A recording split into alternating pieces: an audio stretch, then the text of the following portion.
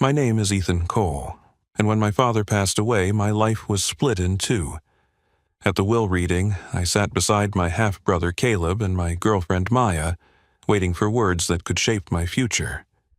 Instead, I listened as the lawyer announced that Caleb would inherit my father's construction company in Florida, worth more than $1.8 million. When it was my turn, the lawyer adjusted his glasses and said, "My father left me a cabin in the mountains of North Carolina, a place so old and forgotten it might have been worth $50,000 at best." Caleb leaned back in his chair with that smug grin he'd worn my whole life. To him, it was just proof that he was the favored son, the one my father believed in.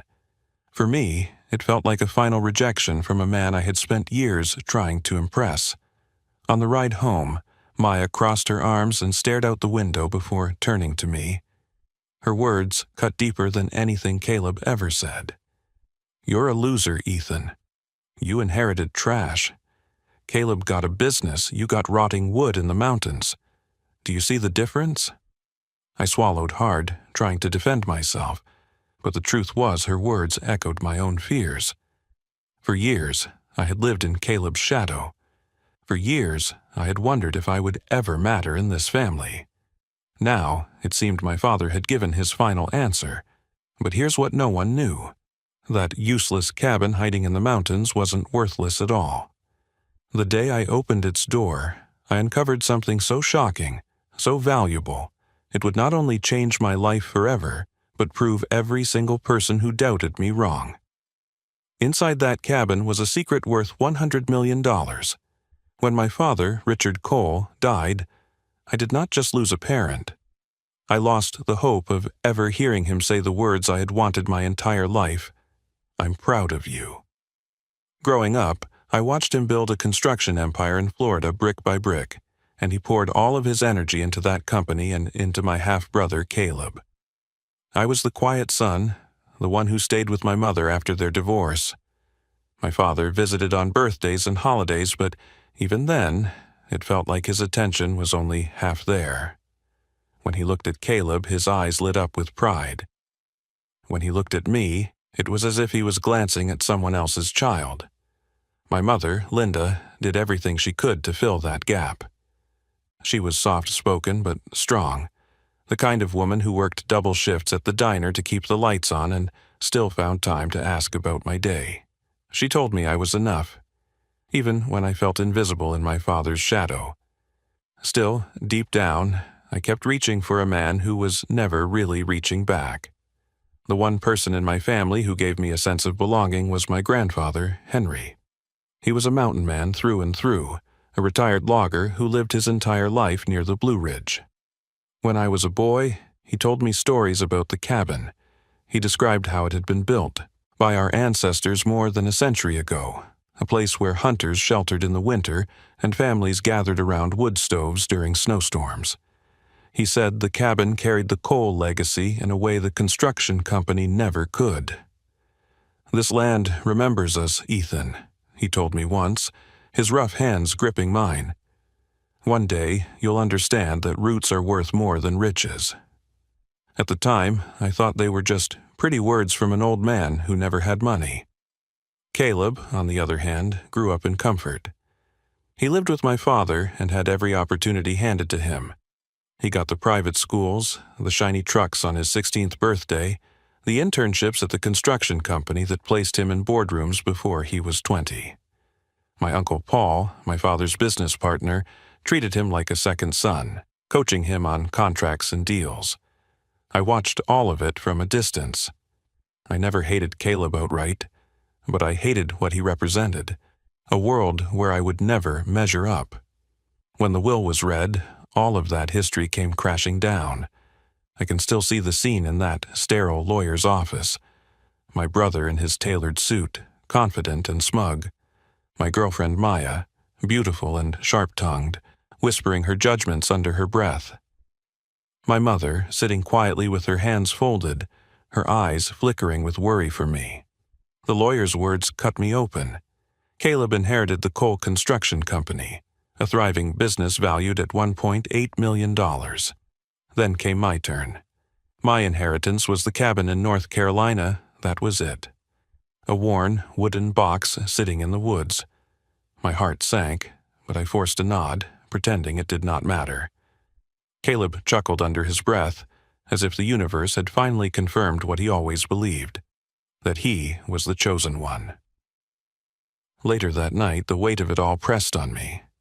Maya did not try to hide her disappointment. "Ethan, this is humiliating," she said, her voice sharp.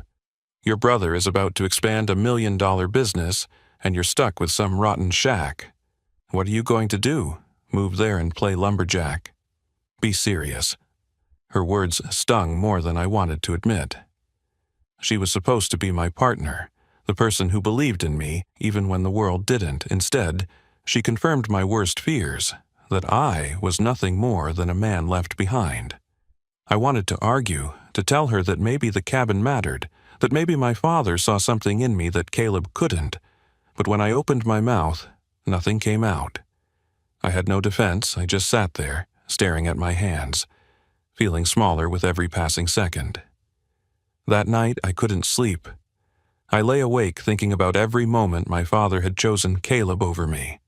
Every little league game he missed, every report card he barely glanced at, every holiday dinner where Caleb's stories about construction deals drowned out my own quiet victories.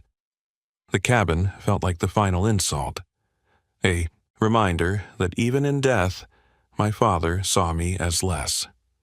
But then another thought crept in, quieter but persistent. I remembered my grandfather's words, "Roots are worth more than riches." Could there be something about the cabin that my father wanted me to see? Or was it truly just a worthless piece of land tossed my way so Caleb could have everything else? The questions gnawed at me until I made a decision. I would drive to North Carolina.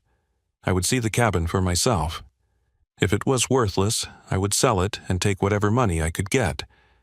If it was something more, then maybe I would finally understand what my grandfather had meant all those years ago. Either way, I needed to face it.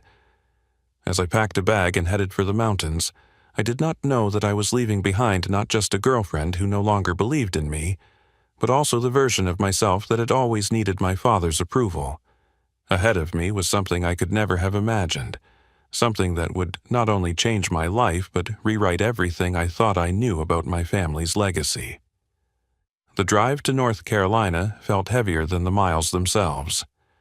I loaded my old truck with a small duffel bag, a cooler of water, and the papers proving the cabin was legally mine.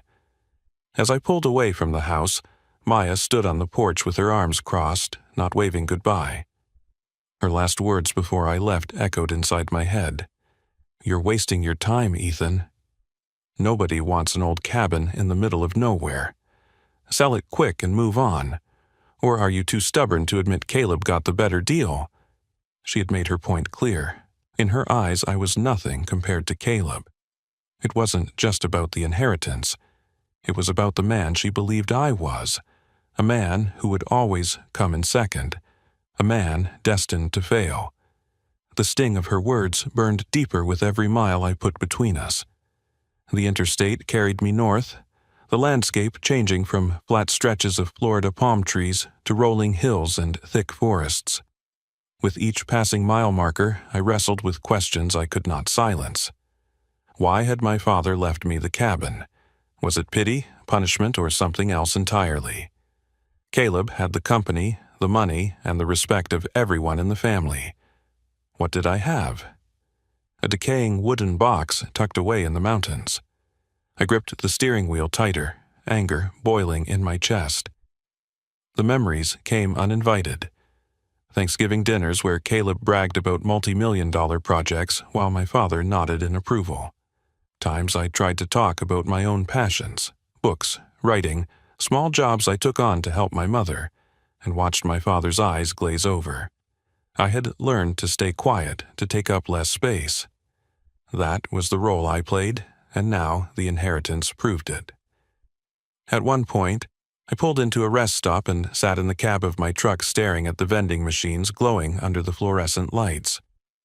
A thought crossed my mind that I hated to admit. Maybe Maya was right.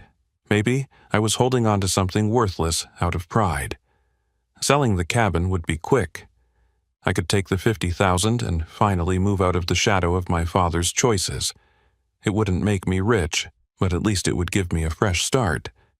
The thought calmed me for a moment, but then my grandfather's voice crept in, as clear as if he were sitting beside me.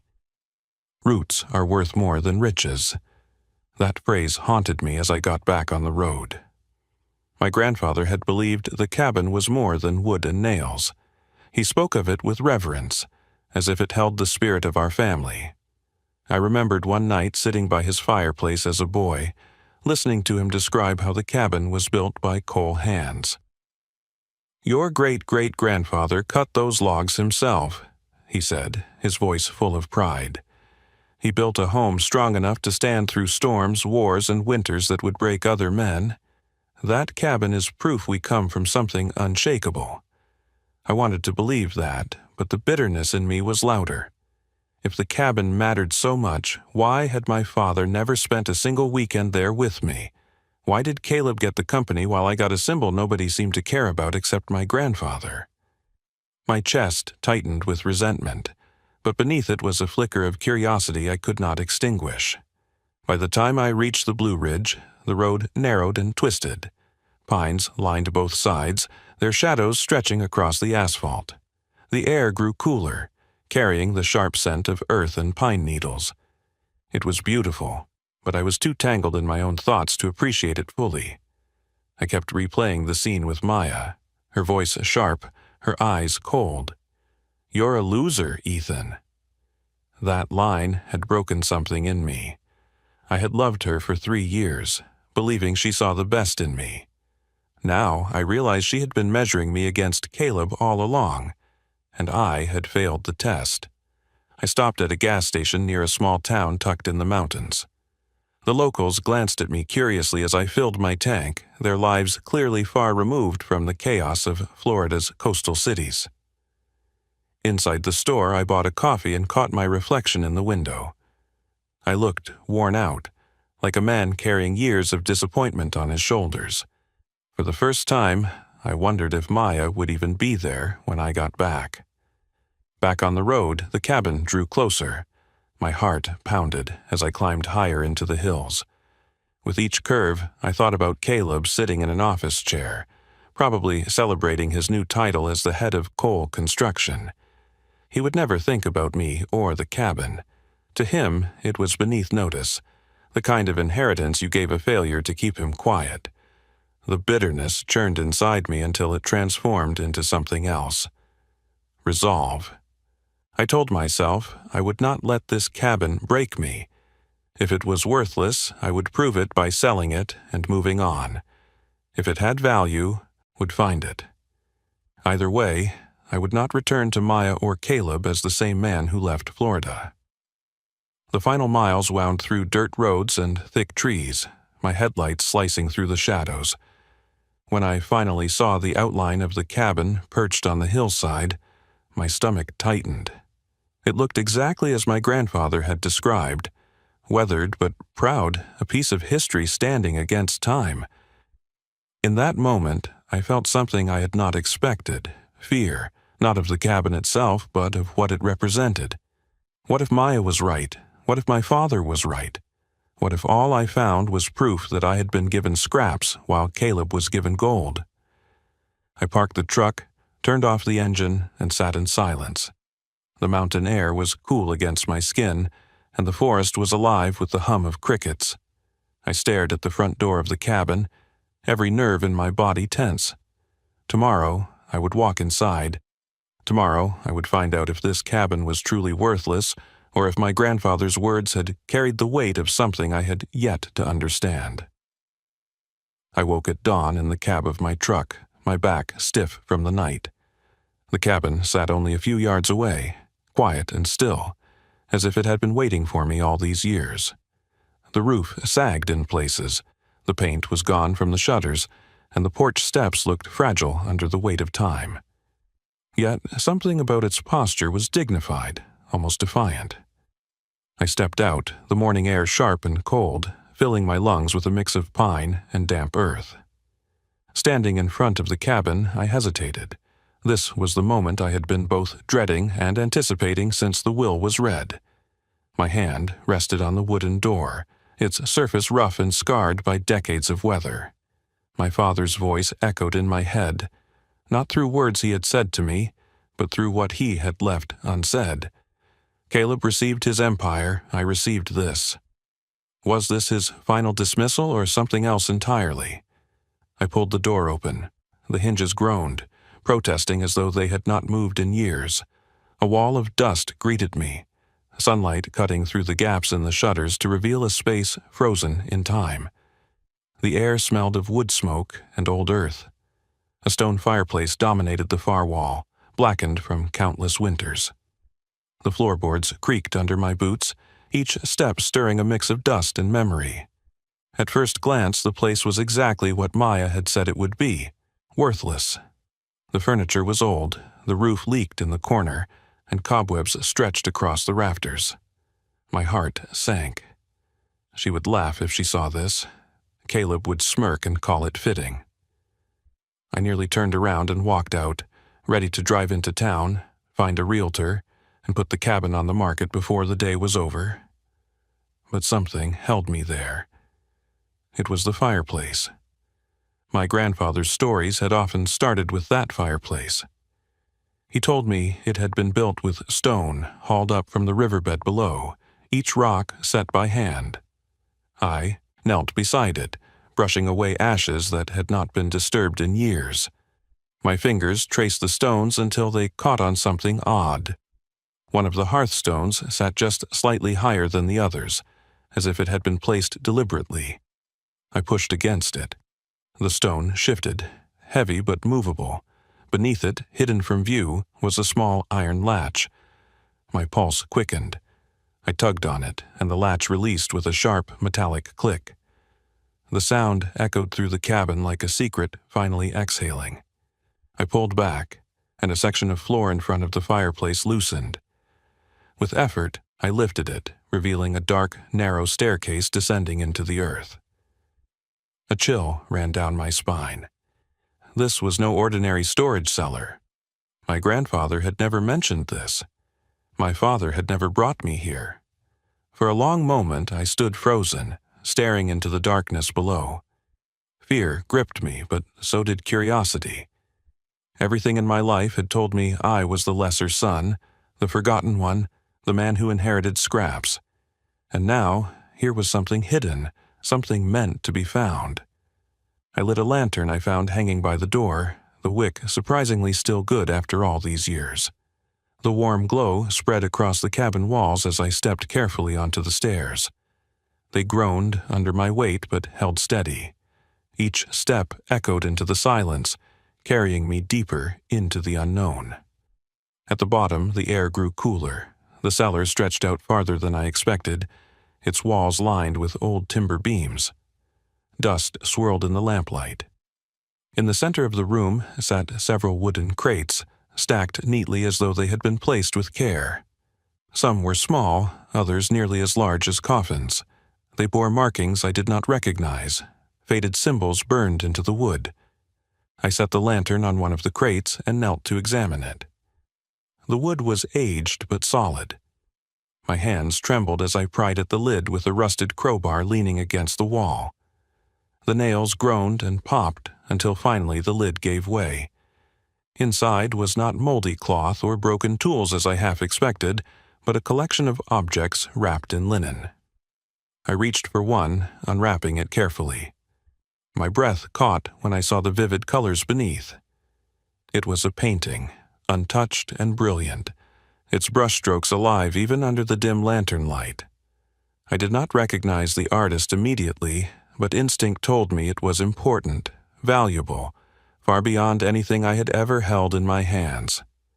Beneath it were more, stacked carefully, each wrapped to protect its surface. Another crate revealed something different. Leather-bound books, their spines gilded, their pages edged with gold leaf. I flipped one open, and my eyes widened at the signature inside. Historical documents, perhaps centuries old, preserved in perfect condition.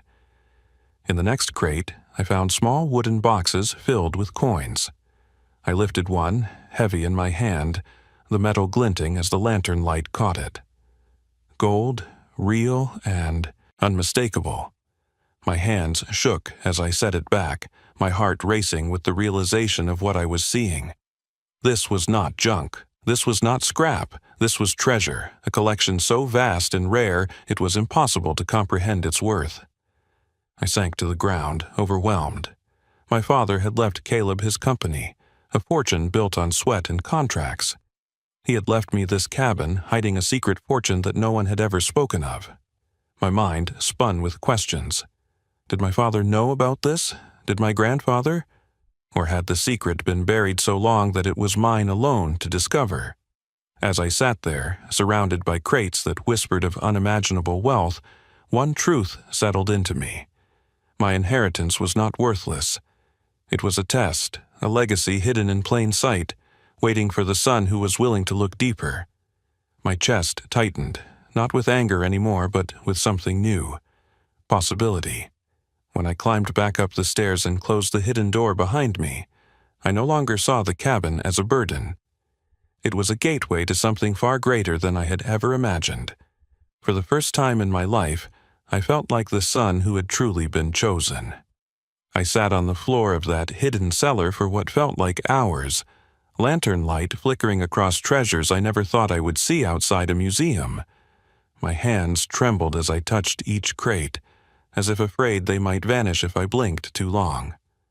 I had grown up being told I was the son who inherited nothing of value, and yet here I was, staring at wealth that could change generations.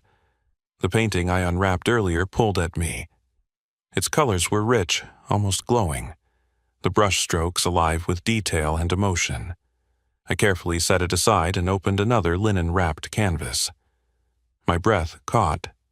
This one carried a small signature in the corner, one I recognized even without being an art expert. I had seen the name in history books, connected to works hanging in world-renowned galleries. If this was genuine, and everything in me screamed it was, then I was holding a masterpiece worth millions. I stumbled back, my knees weak. My father had left Caleb a company everyone could see and admire, but this was different. This was a secret, hidden beneath the floorboards, entrusted only to me. My chest tightened with emotion I could not name. It was pride, anger, disbelief, and awe all woven together. I opened another crate, this one filled with leather-bound books. Their covers were worn but strong, their spines gilded with gold. Inside, I found documents signed by names I had only read about in school. Land deeds, letters, and contracts from more than a century ago. Some of them connected directly to the early history of the Appalachian region. These were not just artifacts, they were pieces of America's story, preserved and waiting. I felt the weight of responsibility settle on me. This was not only money, this was legacy. My family's cabin was more than a shelter. It was a vault, a time capsule, a treasure trove hidden from the world until the right moment. When I opened the final crate, my hands shook. Inside were small wooden boxes, each containing coins that glittered like sunlight captured in metal. I picked one up and studied the detail etched into its surface. Gold coins, untouched, their value both historical and monetary. I poured a few into my palm, and the weight of them was staggering. I sank onto the floor, surrounded by crates of paintings, coins, and documents. My mind spun with possibilities. Was this worth hundreds of thousands? Millions? The scope of it was impossible to grasp, and yet I knew instinctively that this collection was unlike anything I had ever seen. The next morning, I drove into town with one of the smaller paintings wrapped carefully in a blanket. I found a local antique appraiser, an older man named Gerald who had spent his life studying art and history. When I unwrapped the canvas in his small office, his eyes widened immediately. He leaned closer, adjusting his glasses, then looked at me with a mix of shock and reverence. "Do you know what you have here?" he asked, his voice shaking. I swallowed hard. "Not really. Just tell me it's real." He nodded slowly, his fingers tracing the signature without touching the paint. It's real. This is an original by one of the great masters. In the right auction, this could fetch several $1,000,000. And if this came from a collection, son, you may be sitting on a fortune that goes far beyond what you can imagine. The room spun. I gripped the edge of his desk to steady myself. How much are we talking? He exhaled. If there are more pieces like this, along with documents and artifacts, you could be looking at upwards of 100 million. Maybe more. This isn't just inheritance. This is discovery. This is history. 100 million. The words echoed in my ears, louder than any insult Caleb or Maya had ever thrown at me. My father had left Caleb the company, but what he left me eclipsed it beyond measure. I left Gerald's office in a daze, the painting wrapped carefully once again, my heart pounding so hard I could feel it in my throat. On the drive back to the cabin, emotions crashed over me in waves. I thought of Caleb, smug and certain that he had won. I thought of Maya, her voice cutting me down as a man who inherited trash, and I thought of my father, the man who had spent his life building towers of steel and glass while leaving me a cabin that held secrets buried in wood and stone. I parked outside and stood in front of the cabin, staring at it with new eyes. What once looked like a worthless shack now radiated power and meaning. I whispered aloud, as if my father could hear me. Was this your plan all along? Did you know what was here? Or did you believe I'd be the one to find it?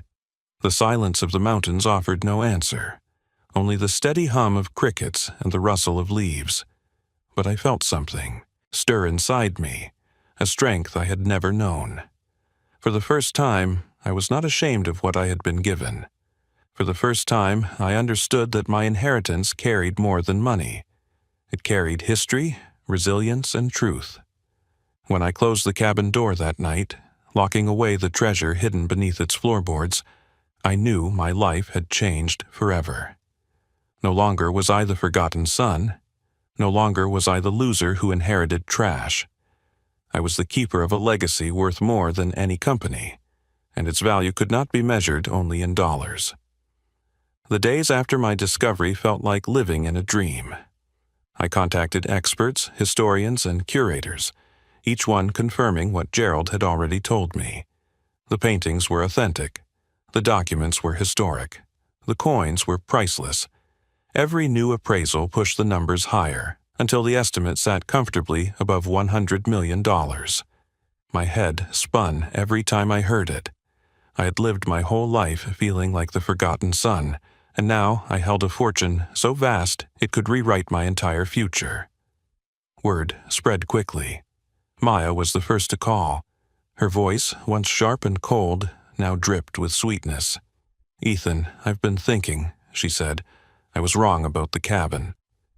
I didn't realize how special it really was. You've always been smarter than people gave you credit for. I should have trusted you. Can we meet? Can we start fresh?" For years, I had craved her approval the way I had craved my father's. But now, hearing her speak, I felt nothing but clarity. She hadn't loved me for who I was. She had measured me against Caleb, against wealth, against status. The moment she thought I had inherited nothing, she had dismissed me. Now that I had something she wanted back in, I let the silence stretch before answering. "You didn't believe in me when it mattered," I said. "You called me a loser. You made me feel small. I don't need you anymore." Then I hung up. My hand shook, but it was not from fear. It was from the weight lifting off my shoulders. For the first time in years, I felt free. It did not take long before Caleb showed up.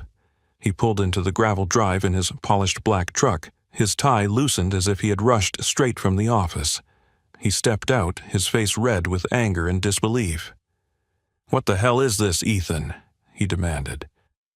"I hear rumors all over town that you found something in the cabin. Millions of dollars worth of something. Do you think this belongs to you? Dad built everything for us.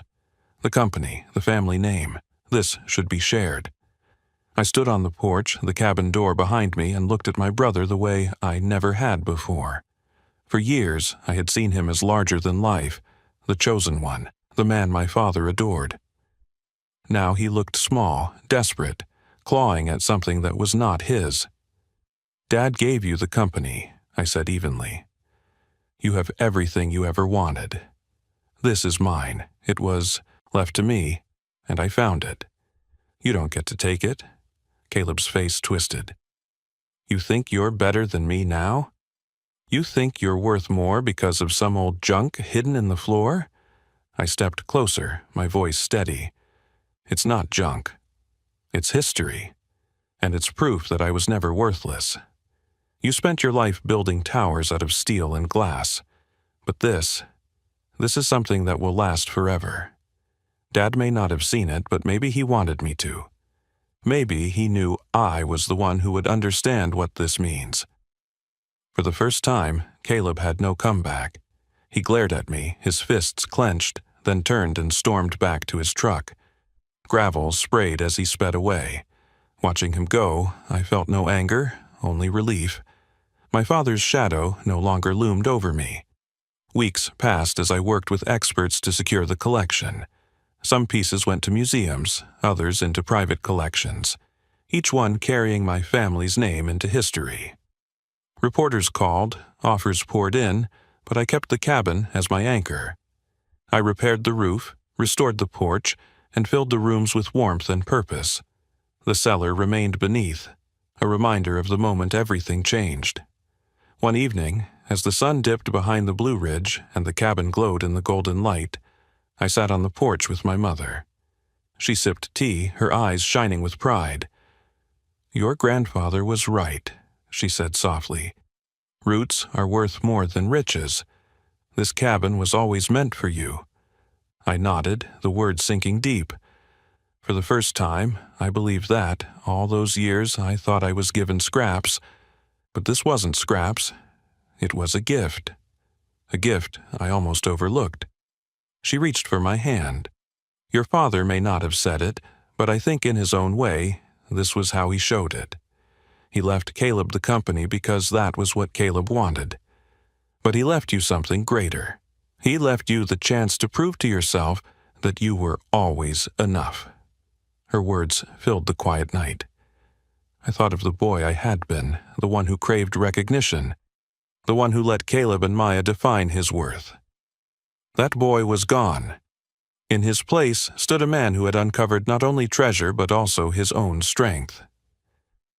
As the last light faded, I looked out at the mountains and felt peace settle over me. The cabin was no longer a burden. It was my home, my heritage, my proof that value is not always measured in money or approval. Sometimes it is hidden in the places no one else thinks to look. And as I sat there, I knew one truth above all. What everyone else had called trash had become my treasure. Not just in wealth, but in the legacy it carried and the man it had allowed me to become. That day, I finally understood that what others call worthless can turn out to be priceless. My father's last gift was not just about money. It was about finding my own strength, my own place, and realizing I was never the forgotten son. I was the one, chosen to carry the true legacy. If this story touched you, if it made you think about what really matters in life, then make sure to hit that like button. Share this video with someone who needs to be reminded that worth is not defined by others. Drop a comment below and let me know what you would have done if you were in my shoes. And of course, don't forget to subscribe to the channel for more stories that will keep you hooked from start to finish. Thank you for watching, and I'll see you in the next story.